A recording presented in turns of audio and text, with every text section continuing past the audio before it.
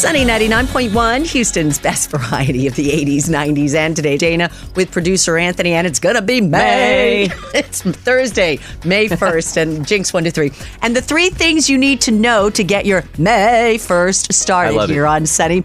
Rockets, they did it. Still in the playoffs. I mean, they really did it. They held off the Warriors last night at Toyota Center, 131 to 116. Now they go back to California for Game 6 tomorrow. Haven't won any of the games there during this playoffs, but they're serious now, okay? Now it's time. Go Rockets. Dig in and let's do it. So Game 6 tomorrow in California. And, the city, Houston, has just saved $11 million this fiscal year. How did they do it? Well, over 1,000 city employees opted for a buyout retirement offer. Today's their last day. Tomorrow's the first day of the rest of their life. And 3,000 were eligible. Just over 1,000 took up the offer. That's pretty cool. And this is pretty cool, too. Texas. We are the third best state for bird watching.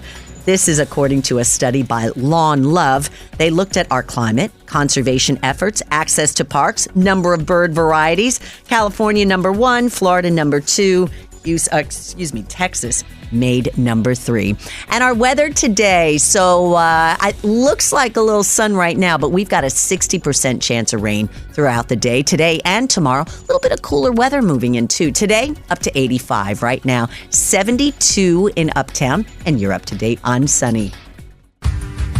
Tell me something good brought to us by our friends at Goodwill Houston. Well, Lake Conroe Park getting a glow up. It's going to be turning into Lake Conroe Beach Park with all kinds of beach amenities, kayaks and paddle boats and a huge gazebo for weddings. There'll be a fishing pier that can hold 50 people, volleyball courts, a cabana for rentals. So fun. They're even going to have jet cars and a pirate ship.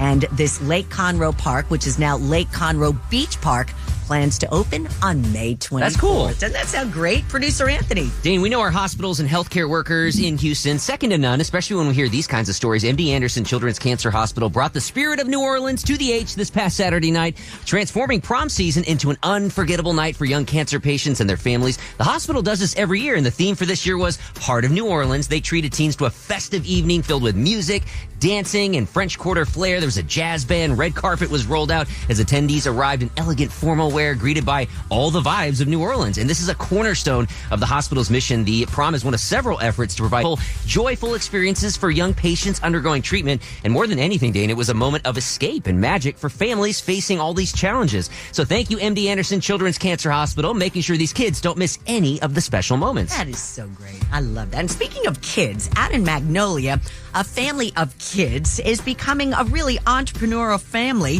A 15-year-old football player from Magnolia West High School turned his birthday money into a thriving business. His name is Arturo Herrera, and he visits the farmer's market every 2 weeks, buys stuff to stock up for his recipes for his business. One product he sells, a Mexican sweet and sour condiment used to top fruits and candies. He sells his products at markets again, events, quinceañeras. Oh, and his 11-year-old sister, she's also an entrepreneur. She makes and sells jewelry and accessories. And they've got a 6-year-old sister. She's the gopher. Oh, my God. She'll do whatever they tell her to do. And yeah. Oh, and Arturo said he recently even got his father into cryptocurrency so he could be an investor in business. Isn't that crazy? That is insane. Arturo Herrera, great job. We always have our Tell Me Something Good stories up at sunny99.com. You can also follow us on Facebook, X, TikTok, and Instagram, Sunny99 Houston. Sunny 99.1, Houston's best variety of the 80s, 90s, and today. I'm Dana with producer Anthony, and your first day of May, talking about in our nearly impossible question, love makes us less productive at work, according to the majority of people in a survey. I disagree, but we're asking you. Now, we've got Rob. Now, you've been working with a veterinarian for 10 years. So we learned that love makes you less productive. What emotion makes you very productive? Excitement.